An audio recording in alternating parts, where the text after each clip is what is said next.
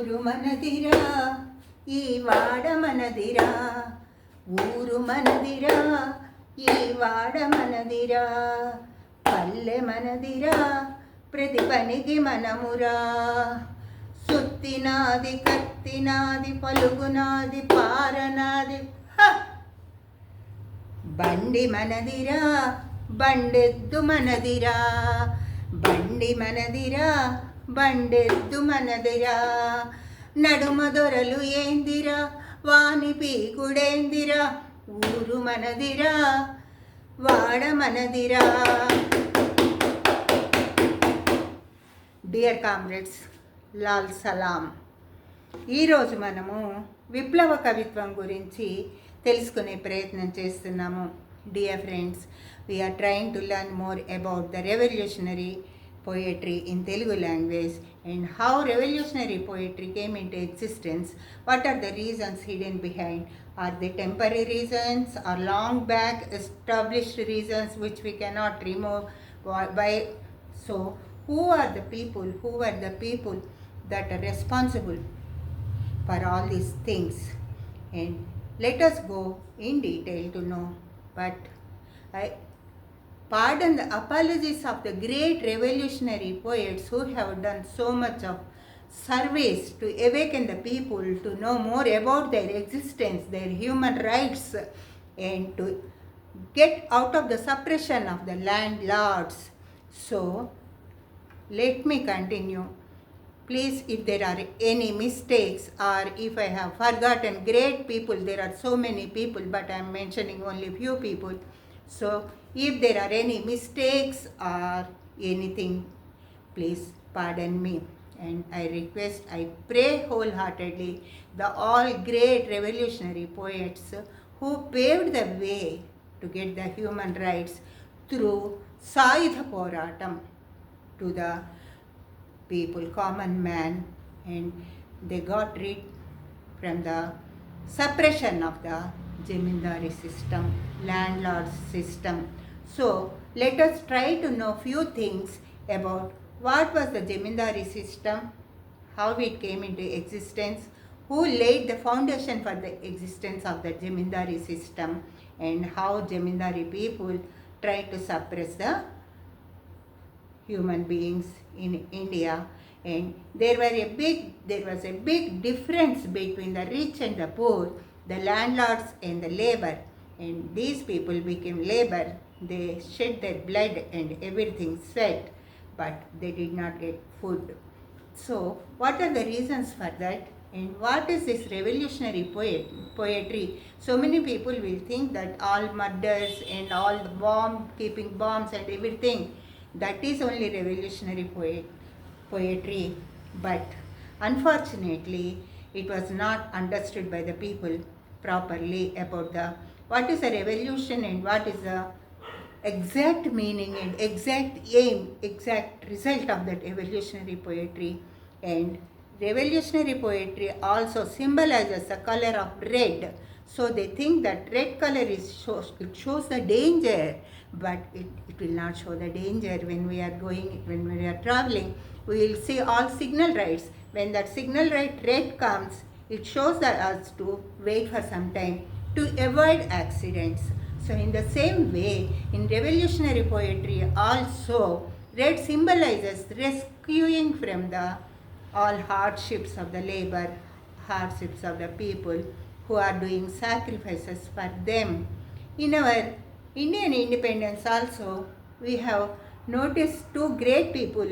One is the tribal man, Alluri Sitaramarazu, who was ready to sacrifice his life, and as a result, so many people again came into existence to continue that revolution. In the same way, we found that there is another Tanguturi Prakasam Pantulu. He showed his heart, chest for the bullet of the people to rescue the people from that Britishers. So, this Balidan, what we will say, this human sacrifice was going on from long time. And here also, in Viplava Kavitvam also, we will find some people who have sacrificed their life to awaken the people and to get their rights. నమస్తే. ఈనాటి మన విప్లవ కవిత్వంలో మనము ముందు ఒక సినీ గేయంతో ప్రారంభించాము. ఆ సినీ గేయంలో ఒక డప్పు వాడబడ్డది, ఒక పాట కూడా వాడబడ్డది. అందులో ఏమేమి మన హక్కులో చేయబడ్డది. మనం ఎందుకు మధ్యలో ఒక దళారీ వ్యవస్థకి, ఒక జమీందారీ వ్యవస్థకి మనం ఎందుకు లోబడి ఉండాలి అనే విషయాన్ని కూడా అది మనకి తెలియజేసింది. ఈ భూమి మనది, ఈ పలుగు మనది, ఈ పార మనది, ఈ నాగలి మనది, ఈ పనిముట్లన్నీ మనవి. పని చెయ్యాలంటే కూడా మనమే చేస్తున్నాము, కానీ మనకి కావలసినంత రావట్లేదు అనే దానికి కూడా గొప్ప గొప్ప విప్లవ రచయితలు, సాహితీవేత్తలు విప్లవ ఉద్యమానికి చాలా మూల పురుషులైనారు, వాళ్ళు కారకులైనారు. ఎన్నో ఉద్యమాలని రేకెత్తించారు. అసలు ఉద్యమము అంటే ఏంటి, విప్లవము అంటే ఏంటి అనే దాన్ని ఒక్కసారి మనం తెలుసుకునే ప్రయత్నం చేద్దాము. డియర్ కామ్రేడ్స్, లాల్ సలాం. విప్లవము అంటే చాలామంది అది మందు పాత్రలో, ఎన్కౌంటర్లో, మారణ హోమాలో అనే ఒక అభిప్రాయంతో ఉన్నారు. రక్తం చిమ్మితే కానీ రాజ్యం రాదు అనే ఒక దురభిప్రాయంతో కూడా ఉన్నారు. కానీ అది నిజం కాదు. ఎందుకంటే విప్లవం అంటే కాలంతో పాటు మనం ఇప్పటి వరకు రకరకాల ఎన్నో కవిత్వ రీతుల్ని తెలుసుకుంటున్నాము. ఆయా సమయాల్లో వాటికి ఏ కవిత్వం కావాలి అనేది ఆలోచనగా వచ్చి మారుతున్న కాలంతో పాటుగా మనం అనుగుణంగా నడవాలంటే మన పద్ధతులను కూడా కొన్నిటిని మార్చుకోవాలి. దాన్ని ఒక్కొక్కసారి కొంత చాలా సౌమ్యంగా, సాధారణంగా ఆ మార్పు జరుగుతూ ఉంటుంది. ఒక్కొక్కసారి అది జరగదు, ఇంకా అణచివేత ఎక్కువైపోతుంది. అటువంటి అణచివేత ఎక్కువైనప్పుడు ఒక సాయుధ పోరాటం అనేది తప్పనిసరిగా వస్తుంది. అసలు విప్లవం అంటే ఏంటి అంటే పెద్దలు కొందరు ఏమంటారంటే విరిజల్లు విప్లవము అంటారు. ఎక్కడైనా పువ్వుల వాన విప్లవం ఎలా అవుతుందండి? కానీ వాళ్ళు అంటున్నారు ఏ విధంగా మన డేంజర్ లైట్లో రెడ్ సిగ్నల్ మన ఆపదల నుంచి రక్షించి సంతోషంగా, సురక్షితంగా మన గమ్యస్థానానికి చేరుస్తుందో అదేవిధంగా ఈ ఎరుపు రంగు కూడా, వాళ్ళు ధరిస్తున్న ఎరుపు రంగు కూడా వాళ్ళల్లో ఒక ఉద్వేగాన్ని రేకెత్తించి వాళ్ళు చేయవలసిన ప్రయత్నాలను చూపిస్తూ వాళ్ళకు కావలసిన హక్కులను ఏ విధంగా పొందాలి, సాయుధ పోరాటంతో పొందాలి. ఎందుకంటే అప్పటి వరకు కూడా కొన్ని కవిత్వాలు మనకి చెప్పాయి. దానికి ఉదాహరణే అభ్యుదయ కవిత్వం. అభ్యుదయ కవిత్వంలో సంఘం వాళ్ళు వచ్చి అరాసాని అభ్యుదయ రచయితల సంఘం అని చేశారు. కానీ వాటి పరిధి చాలా తక్కువ. అంత చెప్పే లోపలే ఇంకో కవిత్వాలు వచ్చేస్తున్నాయి. అది కూడా కాకుండా వాళ్ళు వేరే భావ కవిత్వ కవులు ఏ విధంగా సినిమా వాటికి వెళ్ళిపోయారో, ఈ అభ్యుదయ కవిత్వ కవులు కూడా ఆ శాఖని విడిచి వేరే శాఖ వైపు మొగ్గు చూపడం కూడా ప్రారంభం అయ్యింది. అది కూడా కాకుండా ఈ కవిత్వాలు అనేవి ఒక దశకం, ఒక 10 సంవత్సరాల వరకు చాలా గుర్తింపబడి, సంస్కరింపబడి ఆ తరువాత వేరే కవిత్వ శాఖకి చోటిస్తూ కనుమరుగవడం కూడా గమనించాము. అదేవిధంగా ఈ విప్లవ కవిత్వం కూడా 2 దశాబ్దాలు, 20 సంవత్సరాలు, 1970వ సంవత్సరం నుంచి 1990వ సంవత్సరం వరకు విప్లవ కవిత్వం విజృంభణగా ఉండి ఆ తర్వాత మెల్లమెల్లగా తగ్గిపోసాగింది. అసలు ఈ విప్లవం అంటే ఏంటి, అది ఎందుకు జరుగుతుంది, దాని గురించి కొంచెం మనం తెలుసుకునే ప్రయత్నం చేద్దాము. విప్లవము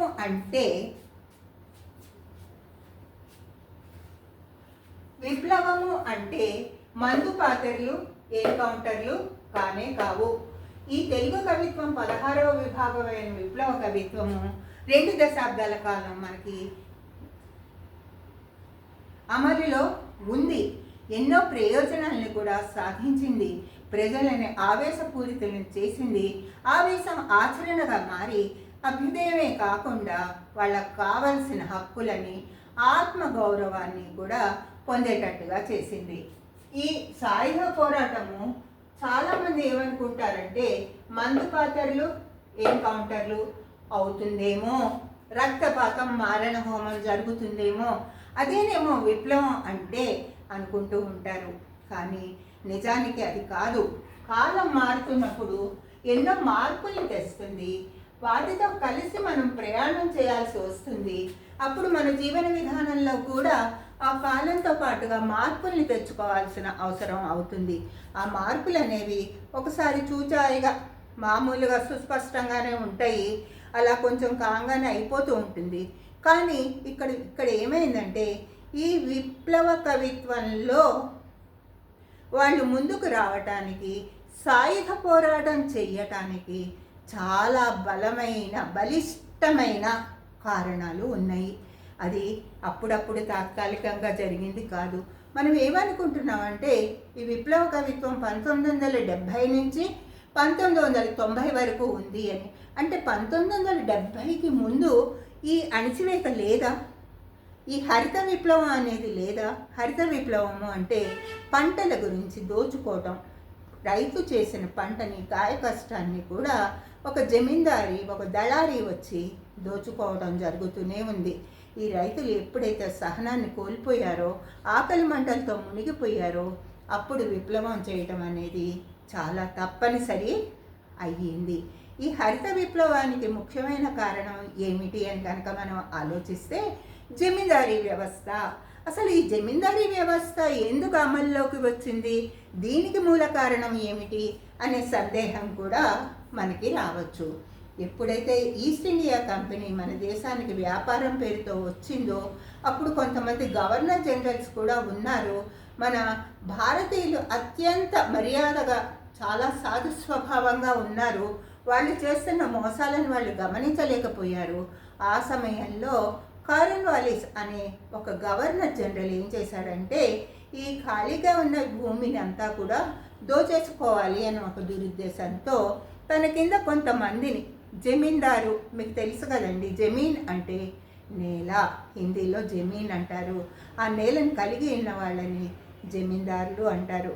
ఎప్పుడైతే కార్న్వాలిస్ ఏం చేశాడంటే చాలా ప్రదేశాల్లో తన మనుషుల్ని కొంతమందిని తీసుకువచ్చి వాళ్ళ దగ్గర నుంచి తాను డబ్బులు తీసుకోవటం మొదలుపెట్టాడు. ఈ జమీందారులు ఏం చేశారంటే కార్న్వాలిస్కి డబ్బులు ఇస్తున్నారు, దాంతోపాటుగా వాళ్ళకు కూడా డబ్బు చాలా దోచుకోవాలి, ఈ పేదవాళ్ళని ఇంకా అణిచేయాలి, వాళ్ళ శ్రమ దోపిడీ చెయ్యాలి అని ఒక దురుద్దేశం కూడా ఎక్కువైపోయి వాళ్ళ శ్రమని దోచుకోవటం మొదలుపెట్టారు. వాళ్ళకి ఇవ్వాల్సిన ప్రతిఫలాన్ని ఇవ్వటం కూడా మానేశారు. ఈ జమీందారీ వ్యవస్థ, ఈ హరిత విప్లవం మన దేశం దగ్గరకు వచ్చేప్పటికీ అంతకుముందు ఎన్నో రాజకీయ కారణాల వల్ల ఈ మార్క్సిజము, లెనినిజం అనే దాంతో మావోయిస్టు ఫీలింగ్స్తో కలిసి విడిపోయి వాటికి తటస్థంగా ఉండే సమయం ఆసన్నమైంది. ఆ సమయంలో ఈ జమీందారీలు విపరీతంగా దోచుకోవటం అనేది మొదలుపెట్టారు. అసలు పూర్తిగా దోచుకోవటం మొదలుపెట్టారు. లేకపోతే వస్తు మార్పిడి అనే ఒక వ్యవస్థని పెట్టి, అదే మనం ఇంగ్లీష్లో బార్టర్ సిస్టమ్ అంటాం కదండి, చాలా వస్తువుని తీసుకుని ఈ రైతుల దగ్గర నుంచి పెద్ద మొత్తమైన వస్తువుని తీసుకుని వాళ్ళకి ఒక చిన్నది, లేకపోతే చాలా తక్కువ ధరకు దొరికే వస్తువుని వీళ్ళు ఇస్తూ ఈ రైతులందరి దగ్గర నుంచి చాలా ఖరీదుగా దొరికే వస్తువుని తీసుకోవటం కూడా మొదలుపెట్టారు. ఈ విధంగా అక్కడ 2 రకాలుగా దోపిడీ జరుగుతోంది. మొట్టమొదటిది పంటల దోపిడీ. ఈ భూమి నాదే అని వచ్చేసి దళారి కానీ ఆ జమీందారు కానీ మొత్తం తీసేసుకుని వెళ్ళిపోయేవాడు. లేదు అంటే విక్రయాలు అనే పేరు చెప్పి, బార్టర్ సిస్టమ్ అని చెప్పి, వస్తు విక్రయము అని చెప్పి, వస్తు మార్పిడి అని చెప్పి చాలా చౌకగా దొరికే ఉప్పు వాళ్ళకి ఇస్తూ ఈ రైతులకి వాళ్ళ దగ్గర నుంచి బియ్యము అలాంటి మంచి వస్తువులని, అంటే ఖరీదైన వస్తువుల్ని తీసుకోవటం మొదలుపెట్టారు. అదే కాకుండా ఒకవేళ ఇచ్చిన చాలా తక్కువ మొత్తంతో ఇచ్చేయటం, వాళ్ళ మీద దౌర్జన్యం చేయడం కూడా మొదలుపెట్టారు. దీన్నే మనము హరిత విప్లవము అని అంటున్నాము. ఈ హరిత విప్లవము ఏంటి అంటే పాడి పంటల మీద వచ్చే ఆదాయాన్ని కానీ, దాని మీద వచ్చే సమృద్ధిగా లభించిన పంటలని కానీ మామూలు ప్రజలకి లేకుండా, ఎవరైతే కష్టపడి దాన్ని పండిస్తారో వాళ్ళకి లేకుండా వాళ్ళు దోచుకోవటం అనేది మొదలుపెట్టారు. దీన్నే మనం హరిత విప్లవము అంటున్నాము, జమీందారీ సిస్టమ్ అంటున్నాము, శ్రమ దోపిడీ అని కూడా అంటున్నాము. దానికి ఒక మంచి అద్భుతమైన పాటని ఒక్కసారి గుర్తు చేసుకుందాము. ఆ పాట ఏంటో చూద్దాము రండి. ఇక్కడ మన చిరబండ గారు యువతరమా నవతరమా ఇదే అదను కదిలిరమ్మా అని పిలవటం మొదలుపెట్టారు. యువతరాన్ని పిలవటం మొదలుపెట్టారు. యువతరమా నవతరమా ఇదే అదను కదలిరమ్మా. ఎక్కడి నుంచి కదలిరమ్మంటున్నారు? ఎందుకు కదలిరమ్మంటున్నారు? అప్పుడు యువతరము ఎటువంటి స్థితిలో ఉన్నారు అనే దానికి మనకి ఒక 2 ఉదాహరణలు కూడా వాళ్ళు చూపించారు. అదే ఏమిటి అంటే, మనుల నుండి గనుల నుండి నిరుద్యోగ జడత నుండి, జడం కదలకుండా చైతన్యం లేకుండా ఉన్నారు. వాళ్ళు పొలాల్లో ఉంటున్నారు, గనుల్లో ఉంటున్నారు, చాలా కష్టమైన పనులు చేస్తున్నారు. మడుల నుండి గనుల నుండి నిరుద్యోగ జడత నుండి, ధూళి నుండి దుక్కు నుండి, ధూళి నుండి, భిక్షాటన శిక్ష నుండి. వాళ్ళు పాపం ఆహారం లేక అలా ఉండటం వల్ల, నిరుద్యోగంగా ఉండటం వల్ల భిక్షాటన అనే వాళ్ళు స్వీకరించాల్సి వస్తుంది. వాళ్ళు చెయ్యని తప్పుకి వాళ్ళు భిక్షాటన అనే ఒక శిక్షని అనుభవిస్తున్నారు. కాబట్టి ఈ చెరబండ గారు వాళ్ళని ఉద్వేగపరచటానికి, వాళ్ళల్లో కనువిప్పు కలిగించటానికి ఇటువంటివన్నీ కూడా కదిలిరమ్మ ఇదే సమయం, కదిలిరమ్మ అదను ఇదే అని అంటున్నారు. ఎక్కడి నుంచి కదిలిరమ్మంటున్నారండి? ధూళి నుండి, దుక్కు నుండి, భిక్షాటన శిక్ష నుండి. ఎంత క్రూరమైన స్థితిలో, శోచనీయమైన స్థితిలో వాళ్ళు ఉన్నారు. దాని నుంచి బయటకు వచ్చేయండి. నిరుద్యోగ జడత నుండి మీరు వచ్చేయండి. మడుల నుండి గనుల నుండి, నిరుద్యోగ జడత నుండి, ధూళి నుండి, దుక్కి నుండి, భిక్షాటన శిక్ష నుండి కదలిరండి అదను ఇదే సమయం, వచ్చేయండి అని. యువతరమా నవతరమా కదలిరమ్ము కదలిరమ్ము అదను ఇదే అని విప్లవ గీతాన్ని మొదలుపెట్టారు. అది అలా ఉంటే ఇంకొక పక్కన ఏం జరుగుతుందంటే, వీళ్ళు దోచుకుంటున్నారు కాబట్టి వాళ్ళ భావావేశాన్ని కూడా మరొక సుప్రసిద్ధ కవి చాలా చక్కగా చెప్తున్నారు. అది అసలు ఈ విప్లవం ఎందుకు వచ్చింది అనే దానికి ఉదాహరణగా, సోదాహరణంగా ఆ కవి గారు ఏమని చెప్తున్నారంటే, కొంచెమంత రక్తమయ్యి పంట నేను పండిస్తే గింజవరదు గంజెవరిదో. తన రక్తాన్నంతా కూడా పెట్టేసి పంటలు పండిస్తుంటే వీళ్ళకి గంజి దొరుకుతోంది. ఆ గింజలు అనేవి ఆ జమీందారీ వ్యవస్థకి వెళ్ళిపోతున్నాయి. మానరాలే దారాలై బట్టలను నేస్తుంటే వడికెవరిదో ఉడుకెవరిదో. ఎవరు కష్టపడి ఒడుకుతున్నారు, ఎవరు దాన్ని షోక్గా తగిలించుకుని కూర్చుంటున్నారు, ఎవరు గంజి తాగుతున్నారు, ఎవరు గింజలు తింటున్నారు, శ్రమ ఎవరిదో సిరి ఎవరిదో, ఎవరు కష్టపడుతున్నారు, ఎవరు సంపదను తీసుకుంటున్నారు అంటూ చాలా చక్కటి ఉద్వేగపూరితమైన విప్లవమైన పాటలను తీసుకున్నారు. ఇక్కడ మనం గమనించవలసిన ముఖ్య విషయం ఏంటంటే, ఈ కవులందరూ కూడా అన్ని సాహిత్య ప్రక్రియలు కూడా అందించగల సమర్థులు. వాళ్ళు ఎన్నో నాటకాలు, నవలలు, బుర్రకథలు, పుస్తకాలు, వ్యాసాలు ఎన్నో చేశారు. కానీ అవి ప్రజల దగ్గరికి పాట వెళ్తున్నంత సులువుగా వెళ్ళట్లేదు అనే విషయాన్ని గమనించారు. అది కూడా కాకుండా పాటకి జనజీవనంలో వాళ్ళు మాట్లాడుకునే భాషలో ఉండే పదాలే వాడాలి అనుకున్నారు. అంతేకాకుండా ఒక డప్పు సహాయం కూడా తీసుకోవటం మొదలుపెట్టారు. ఇట్లా డప్పుతో కొట్టడం, ఆ పాటని ఇట్లా చేయటం, ప్రజలని చైతన్యవంతం చేయటం. బండి మాదిరో బండెద్దు మాదిరో హ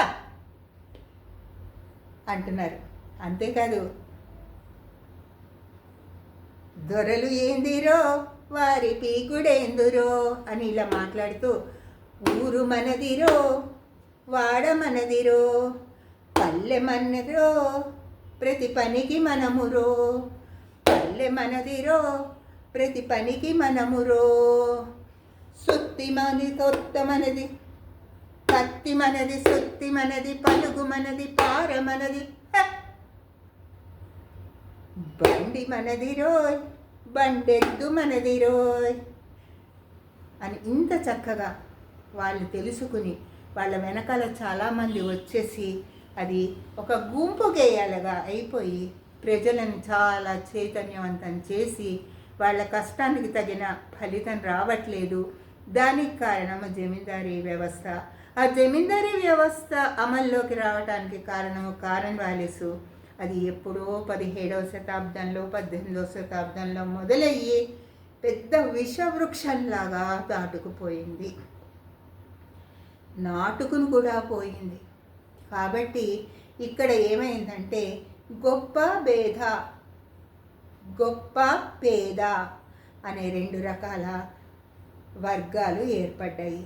దోపిడీదారులు దోచుకుంటున్నారు, ఈ వర్గంలో ఉండే శ్రామికులు దోచుకోబడుతున్నారు. 2 వర్గాలు ఏర్పడ్డాయి. ఒకళ్ళు శ్రమని చేస్తున్నారు, శ్రామికులుగా ఉన్నారు. మరి ఒకళ్ళు శ్రమని దోచుకుని ఆనందిస్తూ ఉన్నారు. ఈ వర్గ పీడనము పోవాలి అంటే ప్రజలందరిలో కూడా చైతన్యము వచ్చి తీరాలి. వాళ్ళు ఇందాక మనం చెప్పుకున్నాం కదండి, నిరుద్యోగులుగా ఉన్న జాడ్యంలో ఉన్నారు అంటే వాళ్ళకి చైతన్యం అనేది చాలా లోపించి వాళ్ళు పని చేసుకోవాలి, ఏం చేసుకోవాలనే ఆలోచన కూడా లేకుండా ఉన్నారు. అంతకంటే శోచనీయము భిక్షాటన వృత్తిలో కూడా ఉన్నారు అని చెప్తున్నారు. అంతేకాకుండా ఈ ఎరుపు గురించి ఇప్పుడు మనము ఈ కవుల గురించి చూసుకుంటే మన ప్రాచీన సాహిత్యంలో తెలుగు కవిత్వం గురించి చెప్పుకుంటున్నప్పుడు కూడా పాల్కురికి సోమనాథుడు ఏ విధంగా ఎన్ని విభాగాల్లో ఉన్నాడు. ఆయన శైవ కవిలో ఉన్నాడు, దేశీ కవిత్వంలో ఉన్నాడు, మార్గ కవిత్వంలో వదిలేశాడు, ప్రబంధ కవిత్వంలో ఉన్నాడు. తర్వాత వచ్చే అన్ని కవిత్వాల్లో కూడా ఆయన తన ప్రతిభా పాటవాల్ని చూపించారు. అలాగే ఇక్కడ విప్లవ కవిత్వాన్ని కనుక మనం గుర్తు చేసుకుంటే విప్లవ కవులు అని 3 చాలా గొప్పవాళ్ళు. వాళ్ళు బలిదానం చేశారు, వాళ్ళ శరీరాలని, వాళ్ళ ప్రాణాలని, వాళ్ళ అసువులని త్యాగం చేశారు. వాళ్ళని విప్లవ కవిత్రయము అని అంటారు. ఆ విప్లవ కవిత్రయమే ఇక్కడ ఉన్న పాణిగ్రాహి సుబ్బారావు గారు, ఆదిభట్ల కైలాసం గారు, వెంపడపు సత్యం గారు. ఈ పాణిగ్రాహి సుబ్బారావు గారు ఒక ఆలయ పూజారి. మన భారతదేశంలోకి కనుక వచ్చి ఈ విప్లవం గురించి మనం ఆలోచించాలి.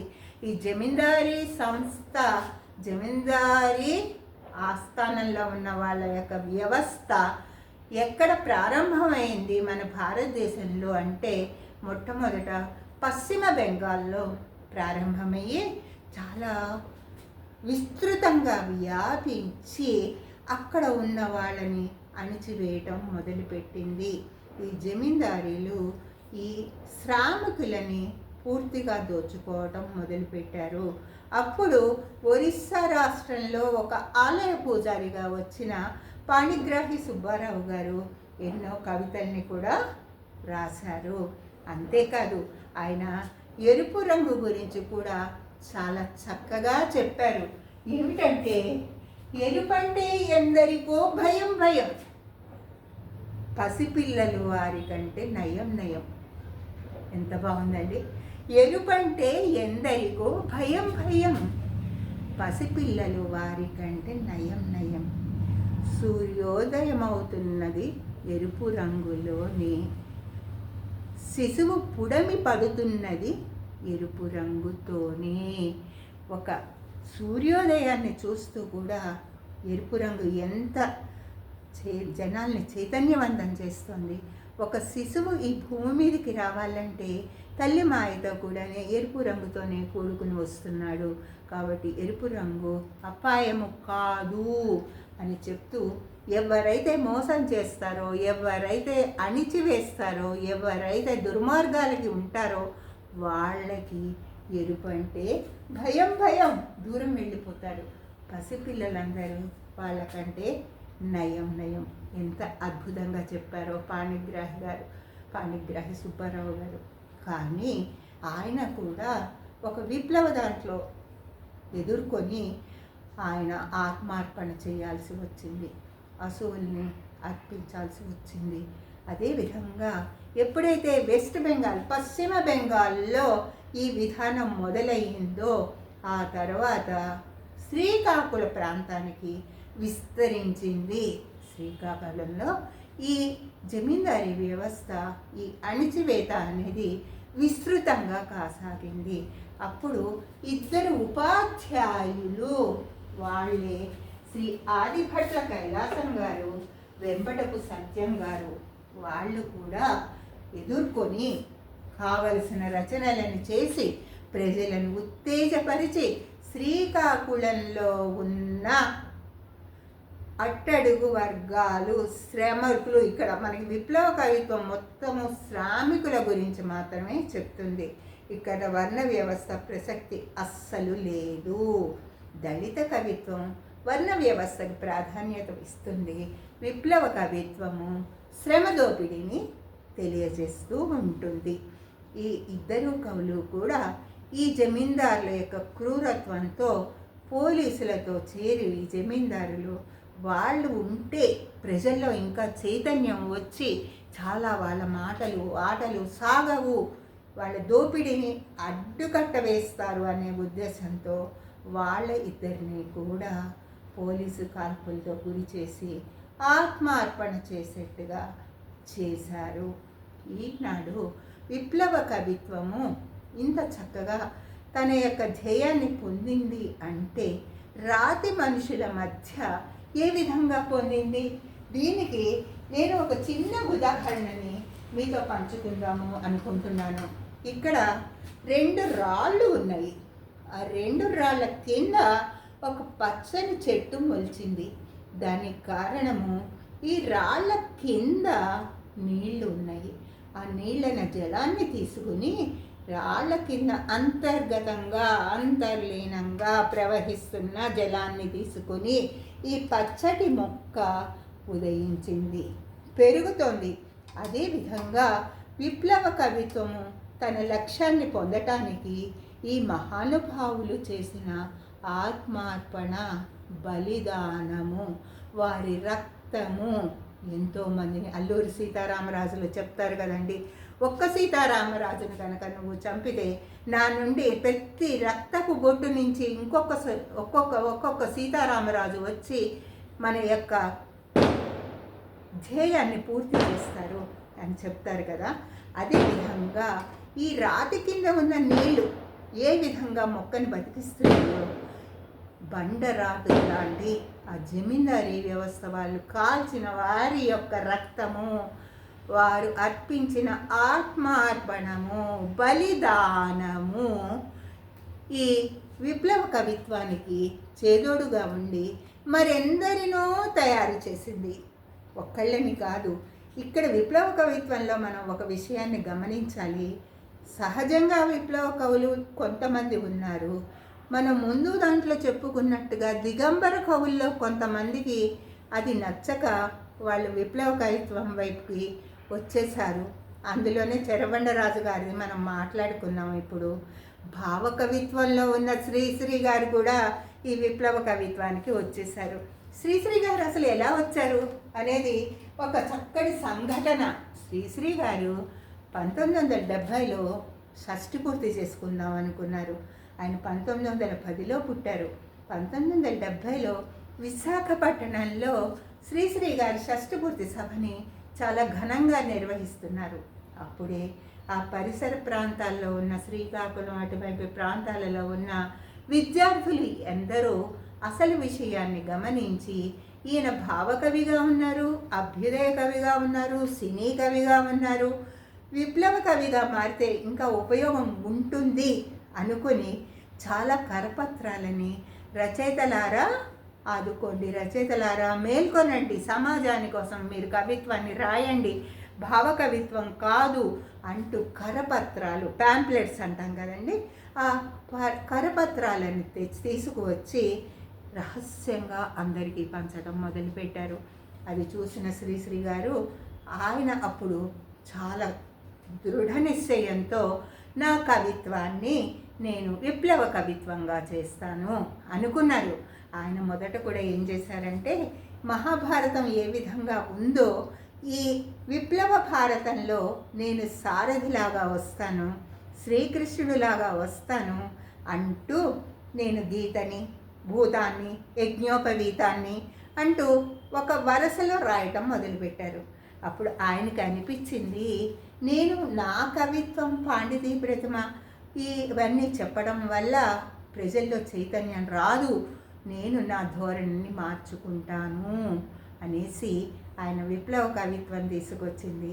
మరో ప్రపంచం, మరో ప్రపంచం, మరో ప్రపంచం పిలుస్తోంది, పదండి ముందుకు, పదండి ముందుకు, పదండి ముందుకు, పై పైకి కథం తొక్కుతూ, పదం పాడుతూ అంటూ ఆయన చక్కగా మీకు స్వాతంత్రం కావాలంటే, మీకు కావలసిన మీరు సుఖ సంతోషాలతో ఉండాల్సిన మరో ప్రపంచం వస్తోంది, అందుకని మీరందరూ సిద్ధం కండి అంటూ ఆవేశాన్ని రేకెత్తిస్తూ చైతన్యాన్ని మరింత ఉద్దీపింపచేస్తూ మరో ప్రపంచం, మరో ప్రపంచం అంటూ మహాప్రస్థానం లాగానే మరో ప్రస్థానం అనేదాన్ని ఆయన రాసి, దాని యొక్క ప్రభావం వల్ల చాలామంది ప్రజల్లో చైతన్యం కలిగి ఈ దాస్య శృంఖలాల నుంచి విముక్తులు అవ్వడం మొదలుపెట్టారు. ఇలా ఉంటే మరికొంతమంది, ఇప్పుడు మనం ఇప్పటి వరకు విప్లవ కవి పాణిగ్రాహి గారు చూసుకున్నాము. ఈయన సహజంగానే విప్లవ కవి. చెరబండరాజు గారేమో దిగంబర కవి. ఆయన దిగంబర కవిత్వం నుంచి విప్లవ కవిత్వానికి వచ్చారు, కవిత్వ ప్రయోజనాన్ని తెలుసుకున్నారు, తాను కూడా ఒక ముఖ్య భాగస్వామిగా మారాలి అని అనుకున్నారు. ఆయన తర్వాత వచ్చిన వారు శ్రీశ్రీ షష్ఠపూర్తి ఉత్సవానికి విశాఖపట్నంలో జరుగుతుంటే వచ్చిన విద్యార్థులు రహస్యంగా పంచుతున్న కరపత్రాలని తీసుకుని దానిలోని సారాన్ని గ్రహించి సమయం ఆసన్నమైనదని సిద్ధమయ్యి మరో ప్రస్థానం, మరో ప్రపంచం, మహాప్రస్థానం, ఈ విధంగా ఆయన కూడా విప్లవ రచనలను చేయటం మొదలుపెట్టారు. శ్రీశ్రీ గారి తర్వాత ఈయన చాలా మన అందరికీ పరిచితులు, మన అందరం కూడా గౌరవించే మహానుభావుడు. ఆయనని గుమ్మడి విఠలరావు గారు.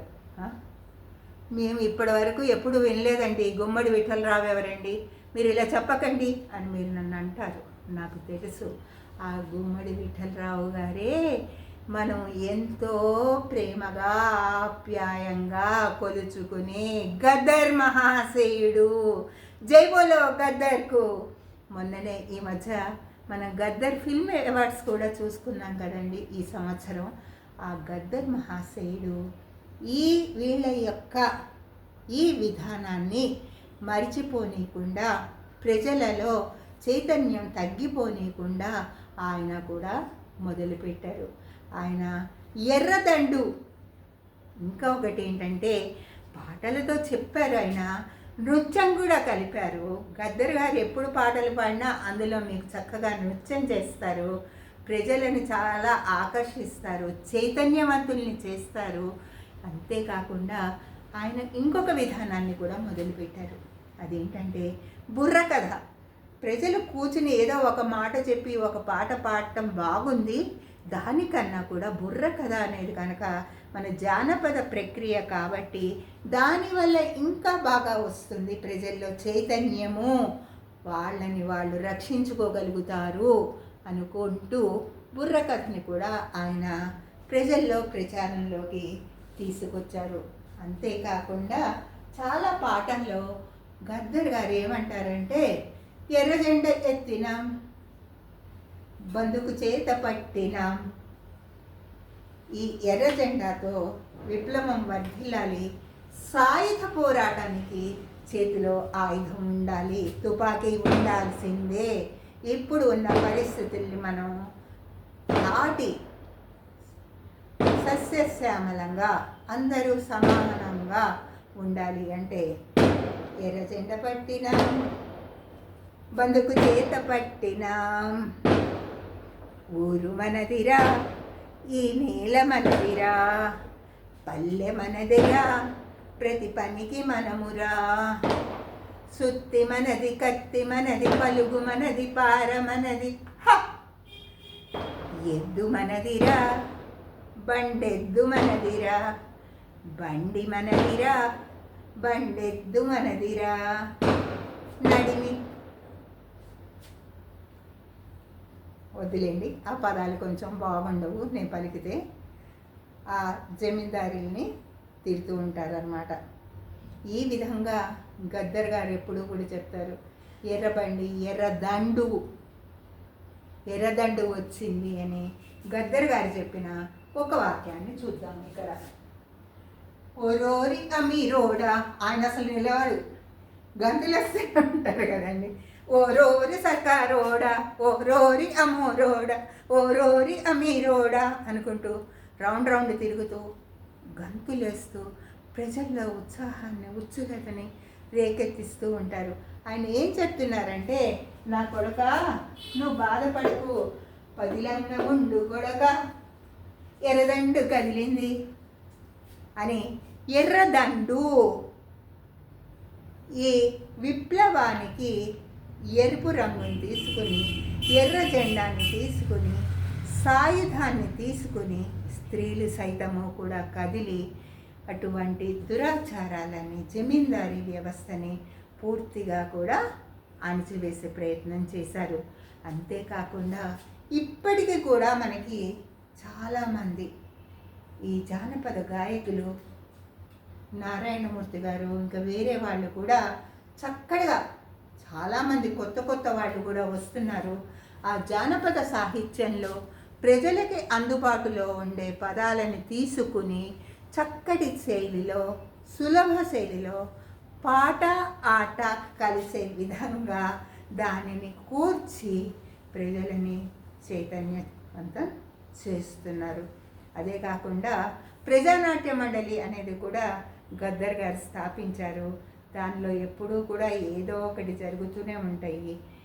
ఇంకా అదే కాకుండా ఒక్కసారి దెబ్బ తిన్నాము కాబట్టి ఇంకొకసారి ఎవరు మనని దోచుకోకుండా ఉండాలి అని దీనికి శివసాగర్ గారు, ఇందులో నేను మళ్ళీ మనవి చేస్తున్నానండి. నేను ఎంతోమంది ఉన్నారు మహానుభావులు, నేను వాళ్ళందరినీ కూడా ఇప్పుడు ముచ్చటించలేకపోతున్నాను. అట్లా అని నేను వాళ్ళని గౌరవించట్లేదని కాదు. వాళ్ళ చేసే ప్రోత్సాహము, వాళ్ళు ఇచ్చే సందేశము, వాళ్ళు మనతో చేసిన సహాయము, త్యాగము అనవరతము గుర్తు చేసుకుంటూనే ఉంటాము. భారత జాతి, యావత్ భారత్ జాతి కూడా ఈ మహానుభావుల యొక్క కృషిని, ఆత్మార్పణని నిరంతరం కృషి చేసుకుంటూనే ఉంటుంది. కామ్రేడ్స్ లాల్ సలాం, కామ్రేడ్స్ లాల్ సలాం. ఇలా ఉంటే శివసాగర్ గారు ఇంకొక ఆయన ఏం చేశారంటే, చాగంటి భాస్కర్ అని ఒక ఆయన పాపం ఆత్మాహుతి చేయబడ్డాడు వీళ్ళ చేత. అప్పుడు ఆయనకి గౌరవంగా, ఆయనకి స్మృతిగా ఆయన ఒక పద్యకావ్యం అనొచ్చు, సులభంగా ఉండే పద్యకావ్యాన్ని రాశారు. అందులో ఆయన ఏమంటున్నారంటే, బందూకు సేత పట్టి నరుడో భాస్కరుడో అంటే ప్రతి పదానికి ప్రతి వాక్యానికి చివర ఆ చాగంటి భాస్కర్ గారి గుర్తు తెచ్చుకుంటూ త్యాగాన్ని గుర్తు తెచ్చుకుంటూ ఉత్తేజపరమైన వాక్యాలని పద్యాలని వాటిని ప్రజల మధ్యలోకి పంపించారు శివసాగర్ గారా, గుమ్మడి విఠలరావు గారా, శ్రీశ్రీ గారా, చెరబండ గారా, పాణిగ్రాహి గారా, ఆదిభట్ల కైలాసం గారా, వెంపడపు సత్యం గారా, అసలు వీళ్ళందరూ కలిసి ఏర్పడిన విప్లవ రచయితల సంఘం వారా అందరూ కూడా చాలా చాలా చాలా చాలా మనం వాళ్ళందరికీ కూడా రుణపడి ఉంటాము. అదే కాకుండా ఈ విప్లవ రచయితల సంఘానికి జరిగిన ఇప్పుడు కూడా ప్రతి సంవత్సరము ఆ గొప్ప వాళ్ళని తలుచుకుంటూ వాళ్ళ స్మృతికి గౌరవిస్తూ విప్లవ సంఘం యొక్క రచయితల సంఘం వాళ్ళు ప్రతి సంవత్సరము కూడా సంబరాలు జరుపుకుంటూనే ఉంటున్నారు. వాళ్ళని సంస్మరిస్తూనే ఉన్నారు. వాళ్ళు అందించిన చైతన్యాన్ని కూడా వారితో పాటుగా ముందు తరాలకి అందించే ప్రయత్నంలో ఉన్నారు. నేను మొన్న యూట్యూబ్లో చూస్తుంటే చాలామంది యువకులు చదువుకున్న వాళ్ళు, పల్లెలో వాళ్ళ జీవితాన్ని చిన్నప్పటి నుంచి బాల్యాన్ని గడిపిన వాళ్ళు, వాళ్ళ తల్లిదండ్రులు తాత ముత్తాతలో ఏ విధంగా దీనికి బలి అయిపోయారో దాన్ని వాళ్ళు విన్నవాళ్ళు మళ్ళీ వినూత్నంగా ఎన్నో గేయాలని రాస్తూ ప్రజలని చైతన్యవంతం చేస్తూ ఆ సాంప్రదాయాన్ని, ఆ విప్లవ సాంప్రదాయాన్ని కనుమరుగు కానికుండా ఆ వీరత్వాన్ని నిలుపుతూ ముందుకు సాగిస్తున్నారు. వాళ్ళందరికీ కూడా జోహారులు. డియర్ కామ్రేడ్స్, లాల్ సలాం, లాల్ సలాం. వచ్చే ఎపిసోడ్లో మరొక దళిత కవిత్వంతో మీ ముందుకు వస్తానండి.